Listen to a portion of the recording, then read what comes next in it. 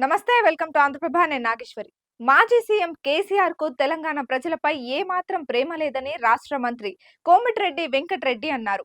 ఆదివారం ఆయన హైదరాబాద్‌లో మీడియాతో మాట్లాడుతూ చేపలు, గొర్రెల పంపిణీని తాము అపహాస్యం చేయలేదని, చేపలు, గొర్రెల పంపిణీ పేరిట రూపాయలు వేల కోట్లు తిన్నారన్నారు.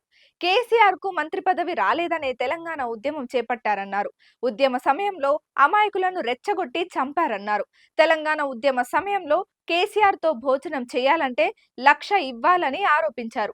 తెలంగాణ ప్రజలు సోనియా గాంధీకి రుణపడి ఉండాలని కేసీఆర్ చెప్పారని గుర్తు చేశారు. కేసీఆర్ ఫ్యామిలీ మొత్తం సోనియా గాంధీ కాలు మొక్కారన్నారు. ఎల్లుండి తర్వాత బీఆర్ఎస్‌లో ఎవరూ ఉండరన్నారు. కేసీఆర్ పోయిన సంవత్సరమే దశాబ్ది ఉత్సవాలు చేశారన్నారు. మళ్ళీ నిన్న దశాబ్ది ఉత్సవాలు మొదలు పెట్టారని సెటైర్లు వేశారు. ఉద్యమ సమయంలో అమాయకులను రెచ్చగొట్టి చంపారన్నారు.